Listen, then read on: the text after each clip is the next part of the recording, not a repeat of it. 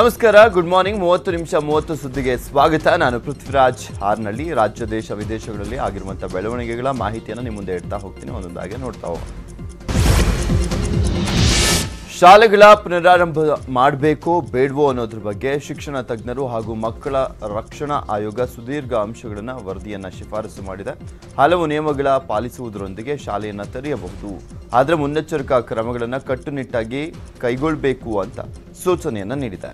ಮಕ್ಕಳು ಕೈ ತೊಳೆಯಲಿಕ್ಕೆ ಸಾಬೂನು, ನಿರಂತರ ಶುಚಿ ನೀರಿನ ವ್ಯವಸ್ಥೆ, ಎಲ್ಲ ಮಕ್ಕಳಿಗೂ ಮಾಸ್ಕ್ ಅನ್ನು ನೀಡುವಂಥದ್ದು, ಶಾಲಾ ಆವರಣವನ್ನು ಸಂಪೂರ್ಣವಾಗಿ ಸ್ಯಾನಿಟೈಸ್ ಮಾಡುವುದು, ಕಟ್ಟುನಿಟ್ಟಾಗಿ ದೈಹಿಕ ಅಂತರವನ್ನು ಕಾಪಾಡುವಂತೆ ಅರಿವನ್ನು ಮೂಡಿಸುವಂಥದ್ದು, ನಿತ್ಯವೂ ಶಾಲೆಯಲ್ಲಿ ಪೌಷ್ಟಿಕ ಆಹಾರ ಹಾಗೂ ಬೆಳಗ್ಗೆ ಬಿಸಿ ಹಾಲು ವಿತರಣೆ ಮಾಡಬೇಕು.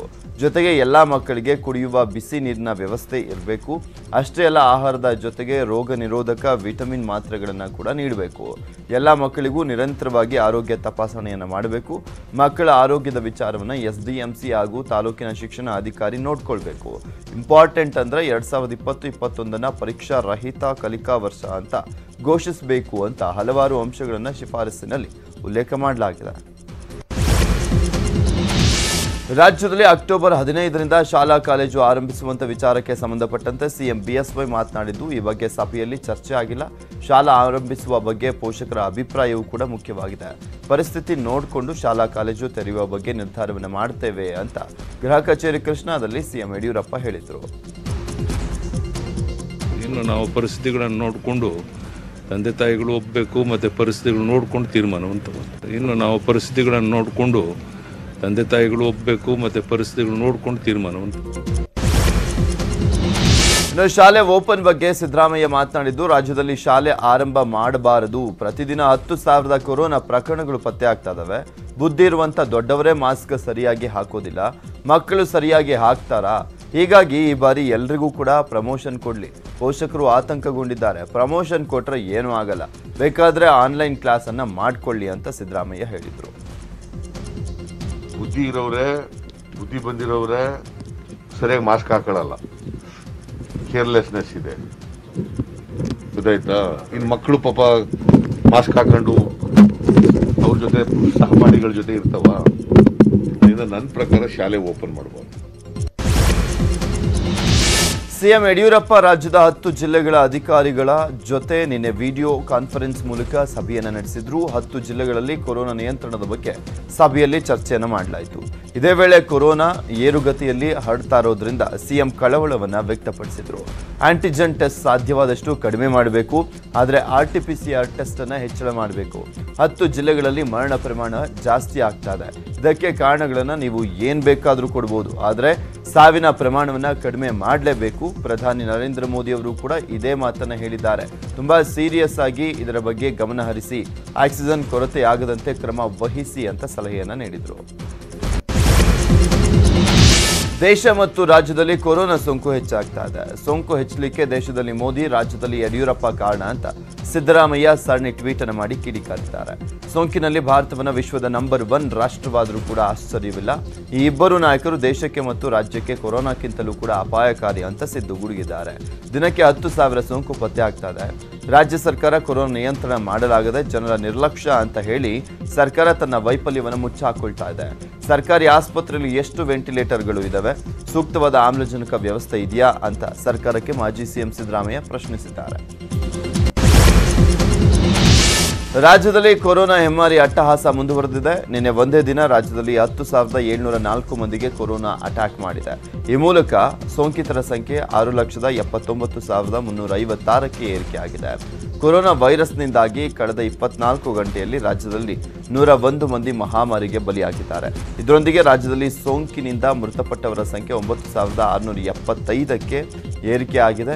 ನಿನ್ನೆ ಬೆಂಗಳೂರು ನಗರ ಒಂದರಲ್ಲೇ ಅತಿ ಹೆಚ್ಚು 5,121 ಹೊಸ ಪ್ರಕರಣಗಳು ಪತ್ತೆಯಾಗಿವೆ.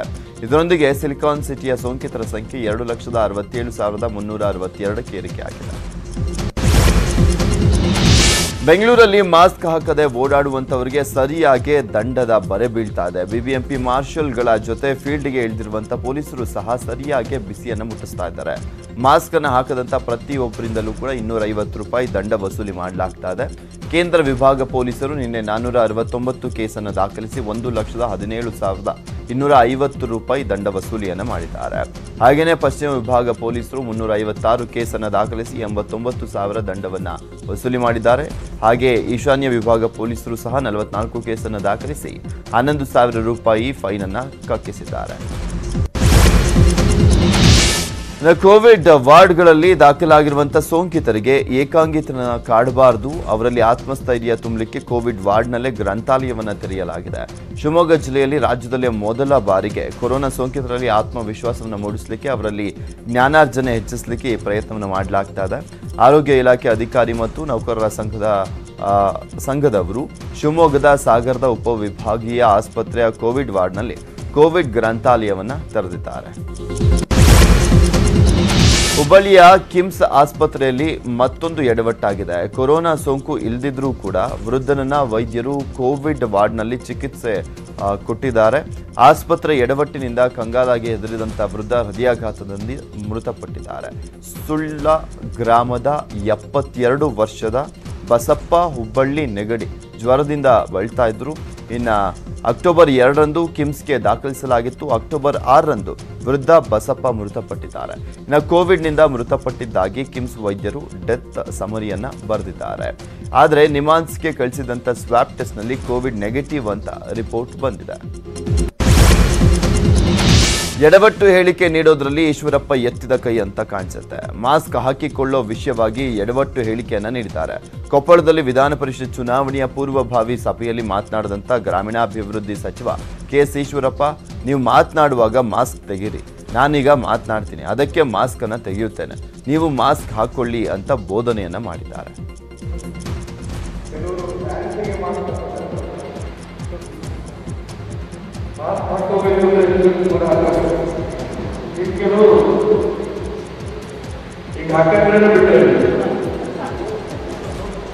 ಅದಕ್ಕೋಸ್ಕರ ಮಾತಾಡಬೇಕು ಅನ್ನೋ ಸಂದರ್ಭದಲ್ಲಿ ಖಂಡಿತ ಮಾತನ್ನ ತೆಗೆದು ಮಾತಾಡಿ ಬೇಡ ಅಂತಲ್ಲ. ಆದ್ರೆ ಮಾಸ್ಕ್ ಹಾಕೊಳ್ಳಿಲ್ಲ ಅಂದ್ರೆ ನಿಮ್ಮ ಜೀವಕ್ಕೂ ಅಪಾಯ, ಬೇರೆ ಜೀವಕ್ಕೂ ಕೂಡ ಅನ್ಯಾಯ ಮಾಡ್ತೀವಿ. ಹಾಗಾಗಿ ಯಾವ ಕಾರಣಕ್ಕೂ ಕೂಡ ಈ ರೀತಿ ಮಾತನಾಡೋದಿಲ್ಲ. ಪೂರ್ಣ ಮಾತನಾಡಿ ಮಾತಾಡಲೇಬೇಕು, ಮಾತಾಡಿ. ಕೇಂದ್ರ ಆಹಾರ ಮತ್ತು ಸಾರ್ವಜನಿಕ ವಿತರಣಾ ಖಾತೆ ಸಚಿವ ರಾಮ್ ವಿಲಾಸ್ ಪಾಸ್ವಾನ್ ವಿಧಿವಶರಾಗಿದ್ದಾರೆ. ಎದೆನೋವಿನ ಕಾರಣ ಕೆಲವು ವಾರಗಳ ಹಿಂದೆ ದೆಹಲಿಯ ಎಸ್ಕಾರ್ಟ್ ಆಸ್ಪತ್ರೆಗೆ ದಾಖಲಾಗಿ ಚಿಕಿತ್ಸೆಯನ್ನ ಪಡೆದಿದ್ರು. ಇತ್ತೀಚೆಗಷ್ಟೇ ಹೃದಯ ಶಸ್ತ್ರಚಿಕಿತ್ಸೆ ಸಹ ಮಾಡಿಸಿದ್ರು. ಆದರೆ ಚಿಕಿತ್ಸೆ ಫಲಕಾರಿಯಾಗದೆ ರಾಮ್ ವಿಲಾಸ್ ಪಾಸ್ವಾನ್ ಅವರು ಮೃತಪಟ್ಟಿದ್ದಾರೆ. ಇನ್ನು ಪಾಸ್ವಾನ್ ನಿಧನಕ್ಕೆ ಪುತ್ರ ಚಿರಾಗ್, ಮಾಜಿ ಪ್ರಧಾನಿ ಎಚ್.ಡಿ. ದೇವೇಗೌಡ, ಪ್ರಧಾನಿ ನರೇಂದ್ರ ಮೋದಿ, ಕಾಂಗ್ರೆಸ್ ಮುಖಂಡ ರಾಹುಲ್ ಗಾಂಧಿ ಸೇರಿದಂತೆ ಅನೇಕರು ಸಂತಾಪವನ್ನು ಸೂಚಿಸಿದ್ದಾರೆ. ರಾಜ್ಯದಲ್ಲಿ ಬೈ ಎಲೆಕ್ಷನ್ ಕಾವು ಹೆಚ್ಚಾಗಿದ್ದು ಆರ್ಆರ್ ನಗರ ಕ್ಷೇತ್ರದಲ್ಲಿ ಕಾಂಗ್ರೆಸ್ ಪ್ರಚಾರ ಜೋರಾಗಿದೆ. ರಾಜರಾಜೇಶ್ವರಿ ನಗರ ಕಾಂಗ್ರೆಸ್ ಅಭ್ಯರ್ಥಿ ಕುಸುಮ ನಿನ್ನೆ ವಿಪಕ್ಷ ನಾಯಕ ಸಿದ್ದರಾಮಯ್ಯ ಅವರನ್ನ ಭೇಟಿಯಾದರು. ನಿನ್ನೆ ಸಂಜೆ ತಂದೆ ಹನುಮಂತರಾಯಪ್ಪನ ಅವರ ಜೊತೆ ಕುಸುಮ ಸಿದ್ದರಾಮಯ್ಯ ಅವರನ್ನ ಭೇಟಿಯಾದರು. ಈ ವೇಳೆ ಮಾತನಾಡಿದಂಥ ಸಿದ್ದರಾಮಯ್ಯ, ಆರ್ಆರ್ ನಗರ ಕ್ಷೇತ್ರದ ಅಭ್ಯರ್ಥಿ ಕುಸುಮ ಅವರು ಆಶೀರ್ವಾದವನ್ನ ಕೇಳಿದ್ರು, ಗೆದ್ದು ಬಾ ಎಂದು ಹೇಳಿದ್ದೇನೆ. ಇದೇ 14ರಂದು ನಾಮಪತ್ರ ಸಲ್ಲಿಸುತ್ತಾರೆ, ನನ್ನನ್ನು ಕರೆದಿದ್ದಾರೆ ಅಂತ ಸಿದ್ದರಾಮಯ್ಯ ಹೇಳಿದರು. ವಿಧಾನಸಭಾ ಉಪಚುನಾವಣಾ ಕಣ ದಿನೇ ದಿನೇ ರಂಗೇರ್ತಾ ಇದೆ. ಕಾಂಗ್ರೆಸ್ ನಾಯಕರು ಅಬ್ಬರದ ಪ್ರಚಾರಕ್ಕೆ ಅಣಿಯಾಗ್ತಾ ಇದ್ದಾರೆ. ಆದರೆ ಆರ್ಆರ್ ನಗರ ಕ್ಷೇತ್ರದ ಬಿಜೆಪಿ ಟಿಕೆಟ್ ಆಕಾಂಕ್ಷಿ ಮುನಿರತ್ನಗೆ ಮಾತ್ರ ಸಂಕಷ್ಟ ತಪ್ತಾ ಇಲ್ಲ. ಇನ್ನೂ ಕೋರ್ಟ್ ತೀರ್ಪು ಬಾರದ ಕಾರಣ ಟಿಕೆಟ್ ಅನೌನ್ಸ್ ಆಗುವಂಥದ್ದು ವಿಳಂಬ ಆಗ್ತಾ ಇದೆ. ಇದರಿಂದ ಟೆನ್ಷನ್ ಆಗಿರುವಂಥ ಮುನಿರತ್ನ ಸಿಎಂ ಯಡಿಯೂರಪ್ಪ ಅವರ ಬೆನ್ನು ಬಿದ್ದಿದ್ದಾರೆ. ಶಿರಾ ಕ್ಷೇತ್ರ ಜೆಡಿಎಸ್ನ ಭದ್ರಕೋಟೆ ಆಗಿದೆ ಅಂತ ಮಾಜಿ ಸಿಎಂ ಎಚ್.ಡಿ. ಕುಮಾರಸ್ವಾಮಿ ಹೇಳಿದ್ದಾರೆ. ಕಾರ್ಯಕರ್ತರೇ ನಮ್ಮ ಶಕ್ತಿ, ದಿವಂಗತ ಸತ್ಯನಾರಾಯಣ, ಮಾಜಿ ಪ್ರಧಾನಿ ದೇವೇಗೌಡರು ಹಾಗೂ ನನ್ನ ಮೇಲೆ ಅಲ್ಲಿನ ಜನರಿಗೆ ವಿಶೇಷ ಅಭಿಮಾನ ಇದೆ. ಹೀಗಾಗಿ ಅದು ನಮ್ಮ ಭದ್ರಕೋಟೆ, ನಾವು ಗೆದ್ದೇ ಗೆಲ್ಲುತ್ತೇವೆ ಅಂತ ಎಚ್.ಡಿ.ಕೆ ಹೇಳಿದ್ರು. ಇನ್ನು ಆರ್ಆರ್ ನಗರ ಕ್ಷೇತ್ರಕ್ಕೆ ಇಂದು ಅಭ್ಯರ್ಥಿ ಫೈನಲ್ ಮಾಡ್ತೀವಿ. ಈಗಾಗಲೇ 3 ಜನರನ್ನ ಅಂತಿಮಗೊಳಿಸಲಾಗಿದೆ. ಅವರಲ್ಲಿ ಒಬ್ಬರನ್ನ ಅಭ್ಯರ್ಥಿ ಮಾಡ್ತೀವಿ ಅಂತ ಕುಮಾರಸ್ವಾಮಿ ಹೇಳಿದರು. ಶಿರಾ ಉಪಸಮರದ ಕಾವು ದಿನದಿಂದ ದಿನಕ್ಕೆ ಹೆಚ್ಚುತ್ತಲೇ ಇದೆ. ಬಿಜೆಪಿಗೆ ಅಭ್ಯರ್ಥಿ ಆಯ್ಕೆಯ ದೊಡ್ಡ ತಲೆನೋವಾಗಿದೆ. ಕಾಂಗ್ರೆಸ್ ಜೆಡಿಎಸ್ ಕ್ಷೇತ್ರದಲ್ಲಿ ಮಿಂಚಿನ ಸಂಚಾರವನ್ನು ನಡೆಸಿ ಭರ್ಜರಿ ಪ್ರಚಾರದಲ್ಲಿ ತೊಡಗಿದ್ದಾರೆ. ಆದರೆ ಬಿಜೆಪಿ ಮಾತ್ರ ಇನ್ನೂ ಅಭ್ಯರ್ಥಿಯನ್ನ ಘೋಷಿಸದೆ ಸ್ಥಳೀಯ ಮುಖಂಡರ ಅಸಮಾಧಾನವನ್ನು ಶಮನಗೊಳಿಸೋಕೆ ಪ್ರಯತ್ನವನ್ನು ಮಾಡ್ತಾ ಇದ್ದಾರೆ. ಬಿಜೆಪಿ ಅಭ್ಯರ್ಥಿಯಾಗಿ ರಾಜೇಶ್ ಗೌಡ ಬಹುತೇಕ ಖಚಿತ ಅಂತ ಹೇಳಲಾಗ್ತಾ ಇದ್ದು, ಇದೇ ವಿಚಾರ ಶಿರಾ ಬಿಜೆಪಿ ವಲಯದಲ್ಲಿ ಸಾಕಷ್ಟು ಅಸಮಾಧಾನವನ್ನು ಸೃಷ್ಟಿಸಿದೆ.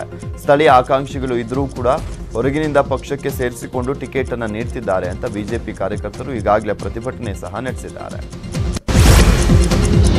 ವಿಶ್ವವಿಖ್ಯಾತ ಮೈಸೂರು ದಸರಾ ಉದ್ಘಾಟನೆಗೆ ವಾರಿಯರ್ಸ್ ಲಿಸ್ಟ್ ರೆಡಿ ಆಗಿದೆ ಅಂತ ಸಚಿವ ಎಸ್ ಟಿ ಸೋಮಶೇಖರ್ ಹೇಳಿದ್ದಾರೆ. ಕೊರೋನಾ ವಾರಿಯರ್ಸ್ ಲಿಸ್ಟ್ ಸಿದ್ಧವಾಗಿದೆ. ಒಬ್ಬರು ಉದ್ಘಾಟನೆ ಮಾಡಿ 4 ಸನ್ಮಾನ ಕಾರ್ಯಕ್ರಮ ಮಾಡುವಂತ ಚಿಂತನೆ ಇದೆ. ಈ ಬಗ್ಗೆ ಸಿಎಂ ಅವರೇ ಅಧಿಕೃತ ಘೋಷಣೆಯನ್ನು ಮಾಡ್ತಾರೆ ಅಂತ ಹೇಳಿದ್ರು. ಇನ್ನು ದಸರಾಗೆ 10 ಕೋಟಿ, ಸಿಎಂ 5 ಕೋಟಿ ಮುಡಾದಿಂದ ಕೊಟ್ಟಿದ್ದಾರೆ. ದಸರಾ ಒಂದಕ್ಕೆ ಮಾತ್ರ ಹಣ ಕೊಟ್ಟಿಲ್ಲ. ದಸರಾಗೆ ಸಂಬಂಧಿಸಿದಂತ ಕೆಲಸಕ್ಕೂ ಕೂಡ ಹಣವನ್ನ ಬಳಸಬಹುದು. ನಾವೇನು 15 ಕೋಟಿಯನ್ನು ಈಗಾಗಲೇ ಖರ್ಚು ಮಾಡಿಲ್ಲ. ಯಾವುದಕ್ಕೆ ಎಷ್ಟು ಹಣ ಅಂತ ತೀರ್ಮಾನವೇ ಆಗಿಲ್ಲ. ತೀರ್ಮಾನ ಆದ ನಂತರ ಯಾವುದಕ್ಕೆ ಎಷ್ಟು ಅಂತ ನಿಗದಿ ಮಾಡ್ತೀವಿ ಅಂತ ಮೈಸೂರಿನಲ್ಲಿ ಸಚಿವ ಎಸ್ ಟಿ ಸೋಮಶೇಖರ್ ಹೇಳಿದರು. ಪಶ್ಚಿಮ ಬಂಗಾಳದಲ್ಲಿ ಬಿಜೆಪಿ ಕಾರ್ಯಕರ್ತರು ಮತ್ತು ಪೊಲೀಸರ ನಡುವೆ ಹಿಂಸಾತ್ಮಕ ಘರ್ಷಣೆ ನಡೆದಿದ್ದು, ಪೊಲೀಸರು ಕಾರ್ಯಕರ್ತರಿಂದ ಬಂದೂಕು ವಶಪಡಿಸಿಕೊಂಡಿದ್ದಾರೆ. ಬಿಜೆಪಿ ಕಾರ್ಯಕರ್ತರು ರಾಜ್ಯದಲ್ಲಿ ಕಾನೂನು ಸುವ್ಯವಸ್ಥೆ ಹದಗೆಟ್ಟಿದೆ ಅಂತ ಆರೋಪಿಸಿ ಪ್ರತಿಭಟನಾ ಮೆರವಣಿಗೆಯನ್ನು ನಡೆಸ್ತಾ ಇದ್ರು. ಆದರೆ ಪೊಲೀಸರು ಪ್ರತಿಭಟನಾಕಾರರನ್ನ ತಡೆದಿದ್ದಾರೆ. ಇದರಿಂದ ಆಕ್ರೋಶಗೊಂಡಂತ ಕೇಸರಿ ಪಕ್ಷದ ಕಾರ್ಯಕರ್ತರು ಬ್ಯಾರಿಕೇಡ್ಗಳನ್ನು ಭೇದಿಸಲಿಕ್ಕೆ ಯತ್ನಿಸಿದ್ದಾರೆ. ಈ ವೇಳೆ ಪೊಲೀಸರು ಮತ್ತು ಬಿಜೆಪಿ ಕಾರ್ಯಕರ್ತರ ನಡುವೆ ಘರ್ಷಣೆ ಸಂಭವಿಸಿದೆ ಅಂತ ಪೊಲೀಸರು ತಿಳಿಸಿದ್ದಾರೆ. ಪಶ್ಚಿಮ ಬಂಗಾಳದಲ್ಲಿ ತೃಣಮೂಲ ಕಾಂಗ್ರೆಸ್ ಕಾರ್ಯಕರ್ತರ ಸರ್ವಾಧಿಕಾರಿ ಧೋರಣೆಯನ್ನು ವಿರೋಧಿಸಿ ಬಿಜೆಪಿ ಕಾರ್ಯಕರ್ತರು ಪ್ರತಿಭಟನೆಯನ್ನು ನಡೆಸಿದರು. ಯಾದಗಿರಿಯಲ್ಲಿ ಬಿಜೆಪಿ ಯುವ ಮೋರ್ಚಾ ಕಾರ್ಯಕರ್ತರು ಪ್ರತಿಭಟನೆಯನ್ನು ನಡೆಸಿ ಬಿಜೆಪಿ ಕಾರ್ಯಕರ್ತರ ಮೇಲಿನ ಹಲ್ಲೆಯನ್ನು ಖಂಡಿಸಿದರು. ಅಲ್ಲದೆ ಪಶ್ಚಿಮ ಬಂಗಾಳದ ಸಿಎಂ ಮಮತಾ ಬ್ಯಾನರ್ಜಿಯವರ ಭಾವಚಿತ್ರಕ್ಕೆ ಬೆಂಕಿಯನ್ನು ಹಚ್ಚಿ ಆಕ್ರೋಶವನ್ನು ವ್ಯಕ್ತಪಡಿಸಿದ್ದಾರೆ. ಉತ್ತರ ಪ್ರದೇಶದಲ್ಲಿ ದಲಿತ ಯುವತಿ ಮನಿಷಾ ಅತ್ಯಾಚಾರ ಹಾಗೂ ಕೊಲೆ ಆರೋಪ ಪ್ರಕರಣಕ್ಕೆ ಸಂಬಂಧಪಟ್ಟಂತೆ ಬೆಂಗಳೂರಿನಲ್ಲಿ ಬಾಗಲಗುಂಟೆ ಸರ್ಕಲ್ನಲ್ಲಿ ದಲಿತ ಸಂರಕ್ಷಣಾ ಸಮಿತಿ ಹಾಗೂ ನಟ ಚೇತನ್ ನೇತೃತ್ವದಲ್ಲಿ ಪ್ರತಿಭಟನೆ ನಡೆಸಲಾಯಿತು. ಈ ವೇಳೆ ಉತ್ತರ ಪ್ರದೇಶ ಸರ್ಕಾರದ ವಿರುದ್ಧ ಧಿಕ್ಕಾರವನ್ನು ಕೂಗಿ ತಮಟೆ ಚಳವಳಿಯನ್ನು ನಡೆಸಿದರು. ಅತ್ಯಾಚಾರಗಳಿಗೆ ಕಠಿಣ ಶಿಕ್ಷೆ ಆಗಬೇಕು, ದೇಶದಲ್ಲಿ ಈ ರೀತಿಯ ಘಟನೆಗಳು ಮತ್ತೆ ಮರುಕಳಿಸದಂತೆ ಕಾನೂನು ಜಾರಿಗೆ ತರಬೇಕು ಅಂತ ನಟ ಚೇತನ್ ಒತ್ತಾಯವನ್ನು ಮಾಡಿದರು. ಬೆಂಗಳೂರಿನಲ್ಲಿ 2 ಶಂಕಿತ ಐಸಿಸ್ ಉಗ್ರರನ್ನ ಈಗ ಆಲ್ರೆಡಿ ಅರೆಸ್ಟ್ ಮಾಡಿರುವಂತ ಎನ್ಐಎ ಅಧಿಕಾರಿಗಳು ಬೆಂಗಳೂರಿನ ಫ್ರೇಜರ್ ಟೌನ್ ನಿವಾಸಿ ಇರ್ಫಾನ್ ನಾಸಿರ್ ಹಾಗೆ ತಮಿಳುನಾಡಿನ ರಾಮನಾಥಪುರಂ ನಿವಾಸಿ ಅಬ್ದುಲ್ ಅಹಮದ್ನನ್ನ ಬಂಧಿಸಿದ್ದಾರೆ. ಇರ್ಫಾನ್ ನಾಸಿರ್ ಅಕ್ಕಿ ವ್ಯಾಪಾರಿಯಾಗಿದ್ದು ಈಗಾಗಲೇ ಬಂಧನವಾಗಿರುವಂಥ ವೈದ್ಯ ಅಬ್ದುಲ್ ರೆಹಮಾನ್ ಮಾಹಿತಿ ಮೇರೆಗೆ ನಾಸಿರ್ ಬಂಧನವಾಗಿದೆಯಂತೆ. ಇನ್ನು ಅಬ್ದುಲ್ ರೆಹಮಾನ್ ವಿಚಾರಕ್ಕೆ ಸಂಬಂಧಪಟ್ಟಂತೆ ನೋಡ್ತಾ ಇದ್ವಿ, ಆತನನ್ನು ಕೂಡ ಬೆಂಗಳೂರಿನಲ್ಲಿ ಬಂಧಿಸಲಾಗಿತ್ತು. ಹಾಗೆ ಅಬ್ದುಲ್ ಅಹಮದ್ ತಮಿಳುನಾಡಿನ ರಾಮನಾಥಪುರಂನ ನಿವಾಸಿಯಾಗಿದ್ದಾನೆ. ಬಿಸ್ನೆಸ್ ಅನಾಲಿಸಿಸ್ ಆಗಿ ಚೆನ್ನೈನ ಬ್ಯಾಂಕ್ ಒಂದರಲ್ಲಿ ಕೆಲಸವನ್ನು ಮಾಡ್ತಿದ್ದ. ಶಾಲೆ ಆರಂಭ ಮಾಡಬೇಕಾ ಬೇಡವಾ ಎಂಬ ಚರ್ಚೆ ಮಧ್ಯೆ ಆಘಾತಕಾರಿ ಸುದ್ದಿಯೊಂದು ಹೊರಬಿದ್ದಿದೆ. ಕಲಬುರಗಿ ಜಿಲ್ಲೆಯ ಅಫಜಲ್ಪುರ ತಾಲೂಕಿನ ಮಾಶಾಳ ಗ್ರಾಮದ ವಟಾರ ಶಾಲೆಯ 4 ಮಕ್ಕಳಿಗೆ ಕೊರೋನಾ ದೃಢಪಟ್ಟಿದೆ. ಈ ಮುಂಚೆ ಶಾಲೆಯ ಮುಖ್ಯೋಪಾಧ್ಯಾಯರಿಗೆ ಸೋಂಕು ತಗುಲಿತ್ತು. ಈ ಹಿನ್ನೆಲೆಯಲ್ಲಿ ಶಿಕ್ಷಕರು ಮತ್ತು ವಿದ್ಯಾರ್ಥಿಗಳಿಗೆ ಕೋವಿಡ್ ಪರೀಕ್ಷೆಯನ್ನು ಮಾಡಲಾಗಿತ್ತು. ಶಿಕ್ಷಕರೆಲ್ಲರಿಗೂ ಕೂಡ ನೆಗೆಟಿವ್ ಬಂದಿದ್ದು 4 ವಿದ್ಯಾರ್ಥಿಗಳಿಗೆ ಪಾಸಿಟಿವ್ ಕನ್ಫರ್ಮ್ ಆಗಿದೆ. ಆಲಮಟ್ಟಿ ಜಲಾಶಯದ ಭದ್ರತೆಗೆ ಅಂತ 100ಕ್ಕೂ ಹೆಚ್ಚು DAR ಪಡೆಯನ್ನ ನಿಯೋಜನೆ ಮಾಡಲಾಗಿದೆ. ಈ ಬಗ್ಗೆ ಮಾಹಿತಿ ನೀಡಿದಂತೆ ಹೆಚ್ಚುವರಿ ಪೊಲೀಸ್ ಮಹಾನಿರ್ದೇಶಕ ಭಾಸ್ಕರ ರಾವ್, ಜಲಾಶಯ ವೀಕ್ಷಿಸಲಿಕ್ಕೆ ಬರುವಂತ ಪ್ರವಾಸಿಗರ ಮೇಲೆ ಹದ್ದಿನ ಕಣ್ಣಿಡಲಾಗುತ್ತೆ. ಜಲಾಶಯದ ಭದ್ರತೆಗಾಗಿ ಕೆಲ ಸೂಕ್ಷ್ಮ ಪ್ರದೇಶಗಳನ್ನು ಗುರುತಿಸಲಾಗಿದೆ. ಮೀನುಗಾರರು ನಿರ್ಬಂಧಿತ ಪ್ರದೇಶಗಳತ್ತ ಬರದಂತೆ ಎಚ್ಚರವನ್ನು ವಹಿಸಬೇಕು ಅಂತ ಸೂಚನೆಯನ್ನ ನೀಡಿದ್ದಾರೆ. ರುದ್ರಭೂಮಿ ಇದ್ರೂ ಸಹ ಅಂತ್ಯ ಸಂಸ್ಕಾರ ಮಾಡಲಿಕ್ಕೆ ಹೋಗ್ತಿಲ್ಲ. ಪಟ್ಟಣ ಪಂಚಾಯತ್ ಮುಂದೆ ಶವವನ್ನು ಇಟ್ಟು ಸ್ಥಳೀಯರು ಆಕ್ರೋಶವನ್ನು ವ್ಯಕ್ತಪಡಿಸಿದರು. ಗದಗ ಜಿಲ್ಲೆಯ ಗಜೇಂದ್ರಗಡ ತಾಲೂಕಿನ ನರೇಗಲ್ ಪಟ್ಟಣದಲ್ಲಿ ಒಂದು ಘಟನೆ ನಡೆದಿದೆ. ಪಟ್ಟಣದ ಹೊರವಲಯದಲ್ಲಿ ವಿಶಾಲವಾದಂಥ ರುದ್ರಭೂಮಿ ಇದೆ. ಆದರೆ ಅಂತ್ಯ ಸಂಸ್ಕಾರ ಮಾಡಲಿಕ್ಕೆ ಹೋಗಲಿಕ್ಕೆ ರಸ್ತೆ ಇಲ್ಲದಂಥ ಸ್ಥಿತಿ ನಿರ್ಮಾಣವಾಗಿದೆ ಅಂತ ಆಕ್ರೋಶವನ್ನು ವ್ಯಕ್ತಪಡಿಸಿದ್ದಾರೆ. ಗಂಡ ತೀರಿಕೊಂಡ ನಂತರ ಮಗಳಿಗೆ ಮನೆಯಲ್ಲಿ ಆಶ್ರಯ ನೀಡಿದರೆ ಇದೇ ಮಗಳು ತಾಯಿಯನ್ನೇ ಮನೆಯಿಂದ ಹೊರಹಾಕಲಿಕ್ಕೆ ಯತ್ನಿಸಿರುವಂತಹ ಘಟನೆ ರಾಯಚೂರಿನಲ್ಲಿ ನಡೆದಿದೆ. 3 ವರ್ಷಗಳ ಹಿಂದೆ ಸಾವನ್ನಪ್ಪಿದಂಥ ಪತಿಯಿಂದ ಮನನೊಂದು ಮಗಳನ್ನ ಮನೆಯಲ್ಲೇ ತಾಯಿ ಸಾಕೊಂಡಿದ್ದು. ಆದರೀಗ ತಾಯಿ ಸರೋಜಮ್ಮಳನ್ನ ಮನೆ ಬಿಟ್ಟು ಹೋಗುವಂತೆ ದಿನನಿತ್ಯ ಮಗಳು ನಾಗಮ್ಮ ಕಿರಿಕಿರಿ ಮಾಡ್ತಿದ್ಲು. ಈ ಬಗ್ಗೆ ಸರೋಜಮ್ಮ ಹಿರಿಯ ನಾಗರಿಕ ಸಹಾಯವಾಣಿಗೆ ಹೋಗಿ ದೂರನ್ನು ನೀಡಿದ್ಲು. ಪಾಲಕರ ಪೋಷಣೆ, ಸಂರಕ್ಷಣೆ ಹಾಗೂ ಹಿರಿಯ ನಾಗರಿಕ ರಕ್ಷಣೆ ನ್ಯಾಯಾಧೀಕರಣ ಮಗಳನ್ನೇ ಮನೆಯಿಂದ ಹೊರಗೆ ಹಾಕಿ ವೃದ್ಧೆಗೆ ಮನೆಯನ್ನ ಕೊಡಿಸಿದ್ದಾರೆ. ಅಮೆರಿಕದ ಮೊದಲ ಕಪ್ಪು ಮಹಿಳಾ ಅಭ್ಯರ್ಥಿಯಾಗಿ ಅಮೆರಿಕದಲ್ಲಿ ಇತಿಹಾಸ ನಿರ್ಮಿಸ್ತಾ ಇರುವಂತಹ ಕಮಲಾ ಹ್ಯಾರಿಸ್ ಅವರನ್ನ ಡೊನಾಲ್ಡ್ ಟ್ರಂಪ್ ರಾಕ್ಷಸಿ ಅಂತ ಕರೆದಿದ್ದಾರೆ. ನವೆಂಬರ್ 3ರಂದು ಅಮೆರಿಕದ ಅಧ್ಯಕ್ಷೀಯ ಚುನಾವಣೆಯ ನಡೆಯಲಿದ್ದು, ಈ ಸಂಬಂಧ ನಡೆದಂತ ಉಪಾಧ್ಯಕ್ಷರ ಚರ್ಚೆಯನ್ನು ಉದ್ದೇಶಿಸಿ ಟ್ರಂಪ್ ಈ ಕೆಟ್ಟ ಪದವನ್ನು ಬಳಸಿದ್ದಾರೆ. ಅಯೋಧ್ಯೆಯ ಐತಿಹಾಸಿಕ ರಾಮ ಮಂದಿರಕ್ಕೆ ತಮಿಳುನಾಡಿನ ಭಕ್ತರ ಗುಂಪೊಂದು 4.1 ಅಡಿ ಎತ್ತರದ 613 kg ತೂಗುವಂತ ಗಂಟೆಯೊಂದನ್ನು ನೀಡಿದೆ. ಗಂಟೆಯ ಸದ್ದು ದೇಗುಲದ ಸುತ್ತಲೂ ಸುಮಾರು 10 ಕಿಲೋಮೀಟರ್ ವ್ಯಾಪ್ತಿಯ ಪ್ರದೇಶಕ್ಕೆ ಕೇಳಿಸುವಂಥದ್ದು ಇದರ ವಿಶೇಷ. ತಾಮ್ರದಲ್ಲಿ ತಯಾರಿಸಿರುವಂತಹ ಗಂಟೆಯ ಮೇಲೆ ಶ್ರೀರಾಮ್ ಎಂದು ಬರೆಯಲಾಗಿದೆ. ವರ್ಷಕ್ಕೆ ಒಮ್ಮೆ ದರ್ಶನ ಭಾಗ್ಯ ನೀಡುವಂತಹ ಅಧಿದೇವತೆ ಹಾಸನಾಂಬೆ ವಾರ್ಷಿಕ ದರ್ಶನೋತ್ಸವಕ್ಕೆ ದಿನಾಂಕ ನಿಗದಿಯಾಗಿದೆ. ನವೆಂಬರ್ 5ರಿಂದ 16ರವರೆಗೆ ದೇವಿ ದರ್ಶನಕ್ಕೆ ದಿನ ನಿಗದಿಯಾಗಿದ್ದು, ಕೊರೋನಾ ಸೋಂಕು ಹೆಚ್ಚಿರುವಂತಹ ಕಾರಣ ಸಾರ್ವಜನಿಕರಿಗೆ ನೇರ ದರ್ಶನ ಇಲ್ಲ. ಹಾಸನದ ಹಲವೆಡೆ LED ಪರದೆಯನ್ನು ಹಾಕಿ ಸಾಮಾಜಿಕ ಅಂತರದೊಂದಿಗೆ ಆನ್ಲೈನ್ ದರ್ಶನಕ್ಕೆ ವ್ಯವಸ್ಥೆಯನ್ನು ಮಾಡಲಾಗ್ತಾ ಇದೆ. RILನ ಮುಖ್ಯಸ್ಥರಾಗಿರುವಂತಹ ಮುಖೇಶ್ ಅಂಬಾನಿ ಅವರು ದೇಶದ ನಂಬರ್ 1 ಶ್ರೀಮಂತರಾಗಿ ಹೊರಹೊಮ್ಮಿದ್ದಾರೆ. ಫೋರ್ಬ್ಸ್ ಏಷ್ಯಾ ಸಂಸ್ಥೆ ಪ್ರಕಟಿಸಿರುವಂತಹ ಪಟ್ಟಿಯಲ್ಲಿ ಮುಖೇಶ್ ಅಂಬಾನಿ ಅವರು ನಂಬರ್ 1 ಸ್ಥಾನದಲ್ಲಿದ್ದಾರೆ. ಈ ಮೂಲಕ ಸತತ 13ನೇ ವರ್ಷವೂ ಕೂಡ ಮುಖೇಶ್ ಅಂಬಾನಿ ಅವರೇ ನಂಬರ್ 1 ಶ್ರೀಮಂತರಾಗಿದ್ದಾರೆ. ಈ ವರ್ಷ ಮುಖೇಶ್ ಅಂಬಾನಿ ಅವರ ಆದಾಯ $88.7 ಬಿಲಿಯನ್ ಏರಿಕೆ ಆಗಿದೆ. ಪಟ್ಟಿಯಲ್ಲಿ ಗೌತಮ್ ಅದಾನಿಗೆ 2ನೇ ಸ್ಥಾನ, ಶಿವನಾಡರ್ಗೆ 3ನೇ ಸ್ಥಾನ ಸಿಕ್ಕಿದೆ. TM forum digital transformation world ಸೀರೀಸ್ನಲ್ಲಿ ರಿಲಯನ್ಸ್ ಇಂಡಸ್ಟ್ರೀಸ್ ಮುಖ್ಯಸ್ಥ ಮುಖೇಶ್ ಅಂಬಾನಿ ಅವರು ಮಾತನಾಡಿದ್ದಾರೆ. 2G ನೆಟ್ವರ್ಕ್ ನಿರ್ಮಿಸಲಿಕ್ಕೆ ಭಾರತೀಯ ಟೆಲಿಕಾಂ ವಲಯ 25 ವರ್ಷಗಳ ಅವಧಿಯನ್ನು ತೆಗೆದುಕೊಳ್ತು. ಆದರೆ ರಿಲಯನ್ಸ್ ಜಿಯೋ ಕೇವಲ 3 ವರ್ಷಗಳಲ್ಲಿ 4G ನೆಟ್ವರ್ಕ್ ನಿರ್ಮಿಸಲಿಕ್ಕೆ ಯಶಸ್ವಿಯಾಗಿದೆ ಅಂತ ಮುಖೇಶ್ ಅಂಬಾನಿ ಅವರು ಹೇಳಿದರು.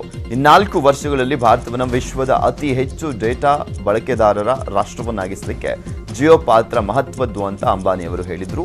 ಟೆಲ್ಕೋ ಈಗ ಭಾರತದಲ್ಲಿ 5G ಸೇವೆಗಳನ್ನು ತರಲಿಕ್ಕೆ ಸಿದ್ಧವಾಗಿದೆ ಅಂತ ಮುಖೇಶ್ ಅಂಬಾನಿ ಅವರು ಹೇಳಿದ್ದಾರೆ. We must invest in building next generation technology assets. We must root out inefficiencies across the digital physical ecosystem. We must break silos and forge winning partnerships. Only then can we build and sustain a truly digital society.